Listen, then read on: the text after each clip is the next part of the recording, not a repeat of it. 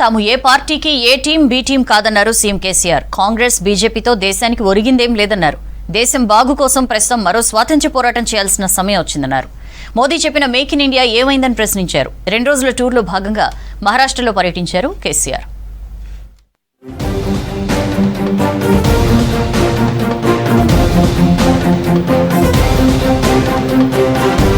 మహారాష్ట్రను పాలించిన పార్టీలు ఎలాంటి అభివృద్ధి చేయలేదని విమర్శించారు సీఎం కేసీఆర్. తెలంగాణ తరహాలో అభివృద్ధి జరగడం లేదన్నారు. ఇక తాము ఏ పార్టీకి ఏ టీం బి టీం కాదన్నారు సీఎం. మోదీ చెప్పిన మేక్ ఇన్ ఇండియా ఏమైందని ప్రశ్నించారు. కాంగ్రెస్ బీజేపీతో దేశానికి ఒరిగిందేమీ లేదన్నారు. మహారాష్ట్ర షోలాపూర్ జిల్లా సర్కోలీలో జరిగిన బహిరంగ సభలో సీఎం పాల్గొన్నారు. मेरा एक बात है, मुझे समझ में नहीं आता, अभी हम शुरू हुए महाराष्ट्र में, इतना आक्रोश क्यों है इतने सारे पार्टियों में, इतनी घबराहट क्यों है, हड़बड़ी क्यों है? कोई पार्टी हमें नहीं छोड़ रहा है. भाजपा एक वक्तव्य है, कांग्रेस का एक वक्तव्य है. कांग्रेस ने हमको बीजेपी का बी टीम करार दिया, बीजेपी ने हमको कांग्रेस का ए टीम का करार दिया. ये पता नहीं ये टीम कहां से आते हैं. हम किसी का टीम नहीं है. हम टीम है तो किसानों का, पिछड़ों का, अल्पसंख्यक का और दलितों का टीम है. हम अगर टीम है जैसा बालके जी ने कहा, पक्का पहली बार हिंदुस्तान में सिर्फ बीआरएस ही एकलौता एक ही पार्टी है दिल फाड़ के कह दिया कि अब की बार किसान सरकार. కేంద్రంలో ఏళ్లుగా అధికారం చెలాయిస్తున్న ప్రభుత్వాల చేతగానితనం వల్లే స్వాతంత్ర్యం వచ్చి ఇన్నేళ్లైనా దేశం బాగుపడలేదన్నారు కేసీఆర్. దేశం బాగు కోసం ప్రస్తుతం మరో స్వాతంత్ర్య పోరాటం చేయాల్సిన సమయం వచ్చిందన్నారు. దేశం సరికొత్త పంథాలో నడవాల్సిన అవసరం ఉందన్నారు కేసీఆర్. किसान जब तक एकत्रित ना हो कुछ नहीं बदलने वाला है. पार्टी बदलते रहेंगे. अब समझिए आप कर्नाटक में हाल में चुनाव हुआ, वहां भारतीय जनता पार्टी हार गया, कांग्रेस सरकार आ गया. क्या कुछ बदलने वाला है? वहां पे कुछ नहीं बदलेगा. वही पॉलिसी चलते रहेगा, वही पुराने ही कथाएं सुनने पड़ेंगे. इसीलिए मेरी प्रार्थना है, चुनाव में पार्टियां जीतना नहीं है. जब से हमारे भारत में चुनाव में जनता जीतने का रवैया शुरू होगा तब से भारत बदलेगा. మహారాష్ట్ర టూర్లో ఉన్న కేసీఆర్ తుల్జాపూర్లోని తుల్జా భవానీ అమ్మవారిని దర్శించుకున్నారు. ఆలయంలో భవానీ అమ్మవారిని దర్శించుకుని మొక్కులు చెల్లించారు. ఉదయం పండరీపురంలోని రుక్మిణి సమేత విఠలేశ్వర స్వామివారులను దర్శించుకుని పట్టు వస్త్రాలను సమర్పించారు. అంతకుముందు శ్రీ విఠల్ రుక్మిణి ఆలయ సందర్శన సందర్భంగా శ్రీ విఠలేశ్వర స్వామికి, రుక్మిణి అమ్మవారికి పట్టు వస్త్రాలు సమర్పించారు. అమ్మవారి పాదాలను పసుపు కుంకుమలతో అలంకరించి మొక్కుకున్నారు. ఆలయ అర్చకులు సీఎం కేసీఆర్ ను వేద మంత్రాలతో ఆశీర్వదించారు.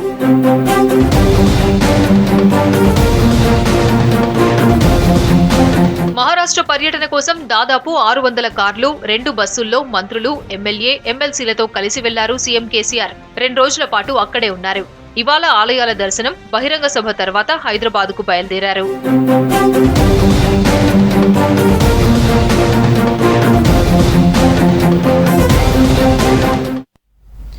తెలంగాణలో ఓటమి భయంతోనే సీఎం కేసీఆర్ మహారాష్ట్రకు వచ్చారని ఆరోపించారు శివసేన ఉద్ధవ్ వర్గం నేత ఎంపీ సంజయ్ రౌత్.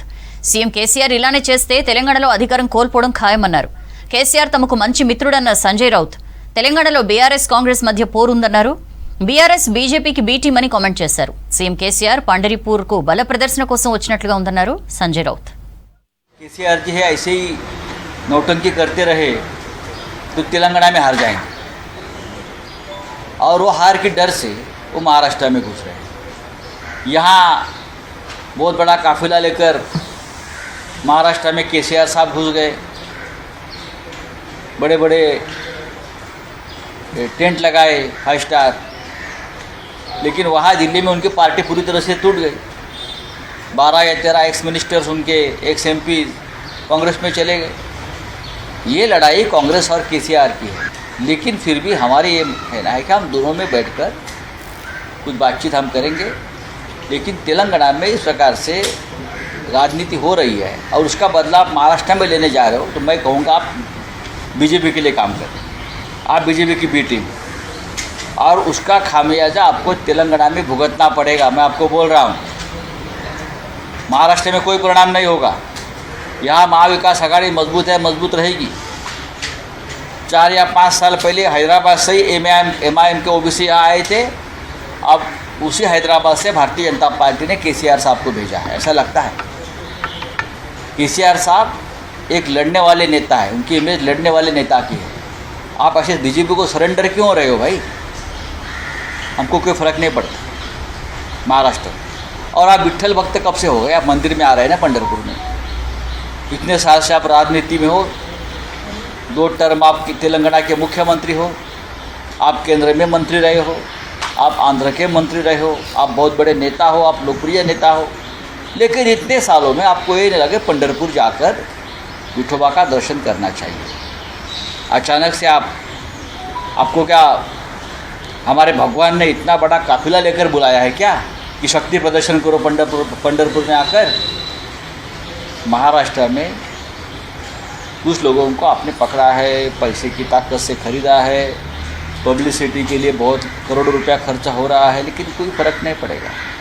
आप जितनी ताकत महाराष्ट्र में लगाओगे, आप तेलंगाना में कमजोर हो जाओगे और तेलंगाना में हार जाओगे। चलिए, గెలుపు కోసం 120 రోజుల కార్యాచరణ సిద్ధం చేసుకుంటోంది కాంగ్రెస్.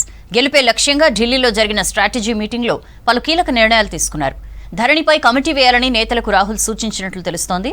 రాష్ట్రంలో ఎన్నికల కార్యాచరణ మొదలైందని చెప్పారు రేవంత్ రెడ్డి. రాష్ట్రంలో ఎన్నికలకు కార్యాచరణ సిద్ధం చేసుకుంటోంది కాంగ్రెస్. ఢిల్లీలో దాదాపు 2.5 గంటలు జరిగిన స్ట్రాటజీ మీటింగ్లో పలు కీలక నిర్ణయాలు తీసుకున్నారు. వచ్చే 120 రోజులు చాలా కీలకమని అందరూ కలిసికట్టుగా పనిచేయాలని నిర్ణయించారు. తెలంగాణలో పార్టీ కోసం ఎవరేం చేశారో, ఏం చేస్తున్నారో అన్నీ తెలుసని రాహుల్ చెప్పినట్లు సమాచారం. విభేదాలు ఉంటే ఇన్ఛార్జితో మాట్లాడుకోవాలని సూచించారు రాహుల్. అభ్యర్థుల ఎంపికపై ఫైనల్ నిర్ణయం హైకమాండ్దే అని తేల్చి చెప్పారు రాహుల్. ధరణిపై కమిటీ వేయాలని నేతలకు రాహుల్ సూచించినట్టు తెలుస్తోంది. కేసీఆర్ ఇచ్చిన హామీలను నెరవేర్చలేదన్న విషయాన్ని జనంలోకి తీసుకుపోవాలని హైకమాండ్ నేతలకు సూచించింది. అలాగే ప్రాజెక్టుల నిర్మాణంలో అవినీతి, ధరణి పేరుతో జరిగిన భూదందాలు, బీజేపీకి బీఆర్ఎస్ బీ టీం అన్న విషయాన్ని బలంగా చెప్పాలని నిర్ణయించారు నేతలు. తెలంగాణలో కేసీఆర్ కుటుంబం ఒక్కటే బాగుపడిందని విమర్శించారు రాష్ట్ర వ్యవహారాల ఇన్ఛార్జ్ మాణిక్ ఠాక్రే. షర్మిల పార్టీ విలీనంపై ఎలాంటి చర్చ జరగలేదన్నారు. केसीआर जी की तरफ से, बीआरएस की तरफ से तेलंगाना की लूट हो रही है और इसीलिए सभी नेताओं ने एक साथ होकर, सभी कार्यकर्ताओं ने एक साथ होकर जनता के पास जाना चाहिए, घर घर जाना चाहिए और जो भी हम जनता के लिए हमारी गवर्नमेंट आने के बाद करने वाले हैं उसके बारे में सबसे पहले घर घर तक पहुंचाने की जिम्मेदारी तेलंगाना कांग्रेस की है. తెలంగాణలో ఎన్నికల కార్యాచరణ మొదలైందన్నారు రేవంత్. కర్ణాటక ఫార్ములాను ఫాలో అవుతూనే ఎస్సీ, ఎస్టీ, బీసీ, ఓబీసీలకు ప్రాధాన్యం ఇస్తామన్నారు. బూత్ నుంచి రాష్ట్ర స్థాయి వరకు ఉన్న పోస్టులని త్వరలోనే భర్తీ చేస్తామన్నారు. బూత్ స్థాయి నుంచి రాష్ట్ర స్థాయి వరకు నిర్మాణం మీద కూడా ప్రత్యేకమైన దృష్టి పెట్టి ఎక్కడెక్కడైతే ఖాళీలు ఉన్నాయో వాటన్నిటిని కూడా తిరిగి పునర్నియామకం చేసుకొని ఎన్నికలకు కార్యకర్తల్ని, నాయకులందరినీ కూడా సంసిద్ధులను చేసుకోవాలని చర్చ జరిగింది. అదేవిధంగా ఎన్నికల్లో అభ్యర్థులైన ఓబీసీ, ఎస్సీ, ఎస్టీ, మైనారిటీకి మొదటి ప్రాధాన్యత ఇచ్చి ఆయా అంశాలను కూడా పరిగణలోకి తీసుకొని ముందుకు వెళ్ళాలని కూడా ఈ అంశాల మీద పూర్తి స్థాయిలో చర్చ జరిగింది. కర్ణాటకలో ఏ ఫార్ములాతోని కాంగ్రెస్ పార్టీ ఎన్నికలను ఎదుర్కొని ప్రభుత్వాన్ని ఏర్పాటు చేసిందో అలాంటి పదునైన కార్యాచరణను తీసుకొని ప్రజలకు వెళ్ళాలి. బీఆర్ఎస్ తో ఎట్టి పరిస్థితుల్లోనూ పొత్తు ఉండదని తేల్చి చెప్పారు కాంగ్రెస్ లీడర్లు. రాష్ట్రంలో ఒంటరిగానే పోటీ చేస్తామన్నారు. స్ట్రాటజీ మీటింగ్తోనే ఎన్నికల శంఖారావం పూరిస్తున్నామన్నారు. అసంతృప్తి, విభేదాలు ఏ పార్టీలో అయినా ఉంటాయని, అన్ని సర్దుకుంటాయన్నారు నాయకులు. 2023 డిసెంబర్లో జరిగే తెలంగాణ ఎన్నికలకి ఒక ప్రిపరేటరీ మీటింగ్గా అందరి అభిప్రాయాలు తీసుకొని ముందుకు పోవాలనే ఉద్దేశంతో ఈరోజు ఒక సుదీర్ఘమైన 2.5 గంటల పాటు చర్చ, సమావేశం, ఇంటరాక్షన్ జరగడం జరిగింది. వచ్చిన నాయకులు అందరి సలహాలు, సూచనలు తీసుకోవడం జరిగింది. స్ట్రాటజీ కమిటీ సమావేశం కాదు నాయన, ఇది రణబైరి మోగిందనే ఒక సంకేతం. కాబట్టి నెక్స్ట్ స్టెప్ ఏంటి అనేది ఆలోచించుకొని ముందుకు సాగిపోతాం. మన ఇళ్లలో ఉండవా విభేదాలు? ఉంటాయి. తల్లి, కొడుకు, తండ్రి, కూతురు అందరికీ ఉంటాయి, అత్తగారు, కోడలు. కానీ ఆ లాస్ట్ కి ఇంటి గుట్టు కాపాడుకుంటాం. అసంతృప్తి అందరికీ సహజం. అవన్నీ కూడా మేము సమస్య పరిష్కరణ చేసి సమయస్ఫూర్తితో ముందుకు. రాహుల్ గాంధీ గారు, మల్లికార్జున ఖర్గే గారు చెప్పింది ఏంటంటే, ఏదైతే బీజేపీ పార్టీ తెలంగాణ రాష్ట్రంలో కాంగ్రెస్, బీఆర్ఎస్ అని ఒకటి తప్పుడు ప్రచారం చేస్తూ ఉంది. రాష్ట్ర నాయకత్వం వారిని క్లారిటీ అడిగినప్పుడు ఎట్ ఎనీ కాస్ట్ బీఆర్ఎస్ పార్టీతోటి కాంగ్రెస్కి పొత్తు ఉండదు, గతంలో లేదు, రేపు కూడా ఉండదు. జాతీయ ప్రతిపక్ష పార్టీ మీటింగ్లలో బీఆర్ఎస్ పార్టీని మేము భాగస్వామ్యం చేయదలుచుకోలేదు. ఇది తెలంగాణ ప్రజలకి వివరించాలని చెప్పడం జరిగినది. ఖమ్మంలో పొంగులేటి జాయినింగ్ సభపై భిన్నాభిప్రాయాలు వచ్చినట్టు తెలుస్తోంది. భట్టి పాదయాత్ర ముగింపు సభ, పొంగులేటి చేరిక సభ ఉమ్మడిగా పెట్టాలన్న నిర్ణయాన్ని భట్టి వర్గం వ్యతిరేకించినట్లు సమాచారం. స్ట్రాటజీ మీటింగ్ ముగిశాక రాహుల్తో కాసేపు ఒంటరిగా మాట్లాడారు జగ్గారెడ్డి. కాంగ్రెస్ నేతలపై కొందరు కావాలనే దుష్ప్రచారం చేస్తున్నారన్న విషయాన్ని ఉత్తమ్ జగ్గారెడ్డి అధిష్టానానికి వివరించారు. కాంగ్రెస్ ను కేసీఆర్ హైలైట్ చేస్తున్నారన్నారు నిజామాబాద్ ఎంపీ అరవింద్. రాష్ట్రంలో ప్రత్యామ్నాయం బీజేపీయే అన్నారు. అసలు రాష్ట్రంలో కాంగ్రెస్ ఎక్కడుందని ప్రశ్నించారు. బీఆర్ఎస్ బీజేపీ ఒకటేనని ప్రచారం చేస్తున్న కాంగ్రెస్ ఎలా ఒక్కటో చెప్పాలన్నారు. బీఆర్ఎస్ కు దూరంగా ఉన్నామంటూ అసదుద్దీన్ చెప్పడం విడ్డూరంగా ఉందన్నారు. కారు స్టీరింగ్ ఇప్పటికీ ఎంఐఎం చేతిలోనే ఉందన్నారు. అసదుద్దీన్ ఓవైసీ నిన్న మాట్లాడింది విన్నాను. మేము ఎవరితోటి కలిసి లేము అని అన్నాడు. మళ్ళీ ఆయననే కవిత కోసం మా కార్యకర్తలు పనిచేసిండ్రు అన్నాడు. కాబట్టి ఓవైసీ గారు కారు స్టీరింగ్ మీ చేతుల్లో ఉన్నదని మీరు ఒప్పుకున్నారు. ఇంకో దిక్కేమో మాది ఇండిపెండెంట్ పార్టీ, మా వ్యూహము మా ఎజెండా మాకుంటుంది అని అన్నారు. భారతీయ జనతా పార్టీకి తప్ప తెలంగాణలో వేరే ప్రత్యామ్నాయం లేదు. కాంగ్రెస్ పార్టీ ఎన్నటికీ లేవదు. కాంగ్రెస్ పార్టీలో ఎప్పుడు ఏ గ్రూపు ఏ నాయకుడు ఏం మాట్లాడి ఇష్టపెట్టి పిక్తాడో తెలియదు. దానికో స్టెబిలిటీ లేదు, దానికో నాయకత్వం లేదు, దేశంలో లేదు, రాష్ట్రంలో లేదు. ఈయన ఖమ్మంలో కూడా ఆయన జాయిన్ అయిన ఆయన కూడా ఏమేమో కండిషన్లు పెట్టుంటాడు. భారతీయ జనతా పార్టీ దగ్గర డిమాండ్లు పెడితే నడవవు. ఖమ్మంలో కూడా భారతీయ జనతా పార్టీ ఏ రకంగా గెలవాలనో దానికి కూడా మా దగ్గర స్ట్రాటజీ ఉన్నది. ఖమ్మంలో చాలా రాజకీయాలు చాలా మారుతాయి ఎలక్షన్ల టైం వరకు. ఇప్పుడు రేవంత్ రెడ్డి ఒక మాట అన్నాడంట, మీరే చెప్పాలి, అన్నడా లేదా? రాత్రి 1:30 అమిత్ షా కలిసిండట కేటీఆర్ని. అమిత్ షా అపాయింట్మెంట్ కూడా ఇవ్వలే కేటీఆర్కి. రేవంత్ రెడ్డి కలవడ్డదా? పనికిమాల కబుర్లు తప్ప కేసీఆరే మీడియాని మేనేజ్ చేసుకుంటా కాంగ్రెస్ పార్టీని పెంచుతున్నాడు. ఇక దీన్ని మీడియా ఎట్లా చూపిస్తుందంటే గులాబీ మీడియా అదేదో పెద్ద కాంగ్రెస్ పార్టీ లేచిపోయినట్టు తోక ఈకంత ఉంటే ఎనగంత చూపిస్తున్నారు దాన్ని. కుటుంబ పాలనపై ప్రధాని మోదీ ఫైర్ అయ్యారు. తెలంగాణ సీఎం కేసీఆర్ బిడ్డ బాగుండాలంటే బీఆర్ఎస్ కు ఓటేయండి అన్నారు. మీ కుటుంబం బాగుండాలంటే బీజేపీకి ఓటు వేయాలన్నారు మోదీ. ఇటీవల జరిగిన ప్రతిపక్ష మీటింగ్లో పాల్గొన్న పార్టీలన్నీ లక్షల కోట్ల రూపాయల కుంభకోణాలకు పాల్పడ్డాయని ఆరోపించారు. మధ్యప్రదేశ్లోని భోపాల్లో జరిగిన సభలో మోదీ ఈ వ్యాఖ్యలు చేశారు.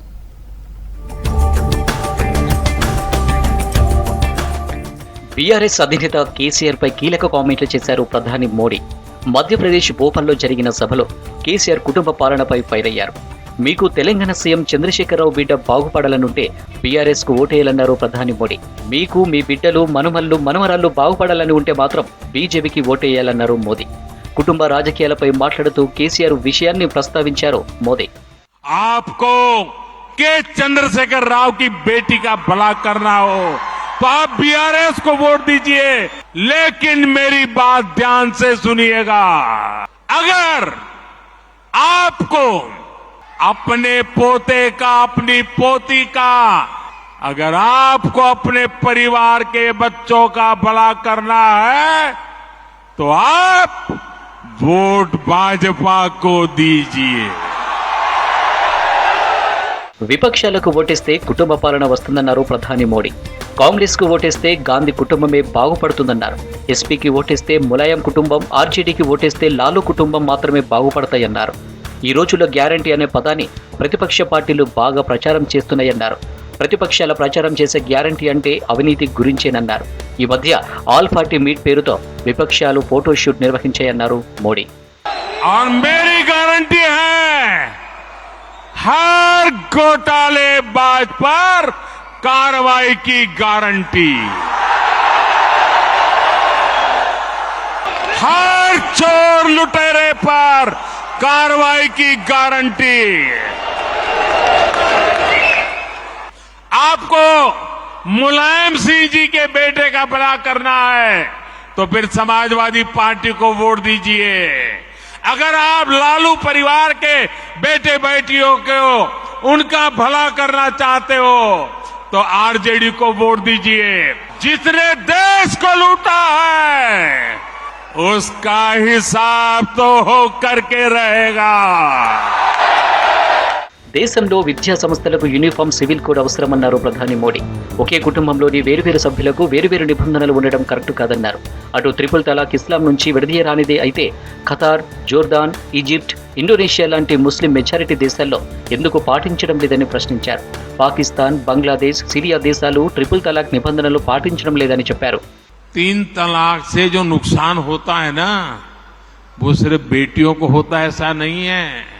3 तलाक कह करके उसको कोई निकाल दे तो उस माँ बाप का क्या होगा जिसके घर में बेटी वापिस आती है, उस भाई का क्या होगा. अगर 3 तलाक इस्लाम का जरूरी अंग है तो कतर, जॉर्डन, सीरिया, ये तो सारे मुस्लिम बस्ती वाले देश हैं, वहां पर उनको बंद क्यों कर दिया. मैं समझता हूं कि मुसलमान बेटियों पर 3 तलाक का फंदा लटका कर कुछ लोग उन पर हमेशा अत्याचार करने की खुली छूट चाहते हैं.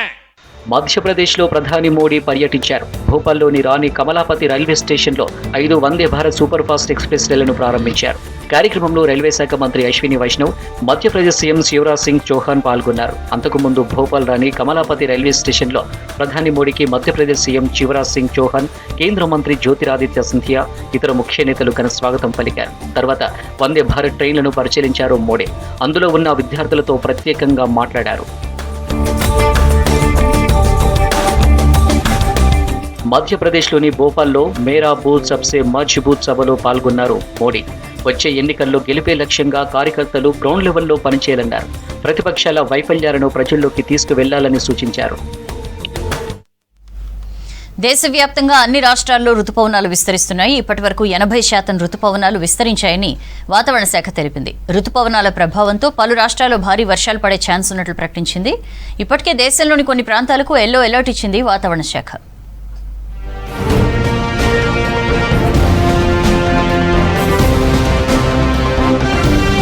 దేశంలో రుతుపవనాలు చురుగ్గా కదులుతున్నాయన్నారు వాతావరణ శాఖ శాస్త్రవేత్త సోమాసేన్. ఇప్పటి వరకు దేశంలో 80% రుతుపవనాలు విస్తరించాయన్నారు. వాయువ్య దేశంలో కొన్ని ప్రాంతాలను వదిలి రుతుపవనాలు దాదాపు దేశం మొత్తాన్ని ప్రభావితం చేశాయన్నారు. గుజరాత్, ఆగ్నేయ రాజస్థాన్ మొత్తం రుతుపవనాలు ప్రవేశించాయన్నారు. మరో 2 రోజుల్లో దక్షిణ పంజాబ్, హర్యానా, రాజస్థాన్లోని మిగిలిన ప్రాంతాలను రుతుపవనాలు కవర్ చేస్తాయన్నారు సోమాసేన్. आज भी अगर आप देखते हैं ये लाइन कल का है, तो ये जो वाइट एरियाज कल तक हमारा ब्लैंक था, अभी ये सारे एरियाज में गुजरात आज पूरा कवर हो चुका है मानसून में, और थोड़ा सा साउथ ईस्ट राजस्थान का कवर हो चुका है. और अगले 2 दिन में हमारा उम्मीद है साउथ पंजाब, हरियाणा और राजस्थान का और भी हिस्से कवर हो जाएंगे. రుతుపవనాల ప్రభావంతో మధ్యప్రదేశ్లోని పలు ప్రాంతాల్లో భారీ వర్షం పడింది. భోపాల్లో భారీ వాన కురవడంతో వచ్చే 24 గంటల వరకు ఎల్లో అలర్ట్ జారీ చేసింది వాతావరణ శాఖ. ప్రజలు అప్రమత్తంగా ఉండాలని సూచించారు వాతావరణ శాఖ అధికారి అష్ఫాక్ హుస్సేన్. లోతట్టు ప్రాంత ప్రజలు జాగ్రత్తగా ఉండాలని సూచించారు. और एक ईस्ट वेस्ट ट्रप भी जो है बनी हुई है आपके नॉर्थ वेस्ट राजस्थान से लेके बे ऑफ बंगाल तक, साउथ हरियाणा, साउथ यूपी और लो प्रेशर एरिया होते हुए साउथ झारखंड और साउथ वेस्ट बंगाल के होते हुए, इसकी वजह से जो है आपको आगामी दिनों में हल्की से मध्यम वर्षा और कहीं कहीं भारी और कहीं अति भारी वर्षा अगले 4-5 दिनों में आपको मिलती रहेगी. రుతుపవనాల ప్రభావంతో హిమాచల్ ప్రదేశ్లోని సిమ్లాలో భారీ వర్షం కురుస్తోంది. సిమ్లాలో భారీ వర్షాల నేపథ్యంలో ఇవాళ, రేపు ఎల్లో అలర్ట్ ప్రకటించింది వాతావరణ శాఖ. రాబోయే మరో 5 రోజుల పాటు రాష్ట్రంలో భారీ వర్షాలు పడే అవకాశం ఉందని ఇప్పటికే వాతావరణ శాఖ హెచ్చరికలు జారీ చేసింది.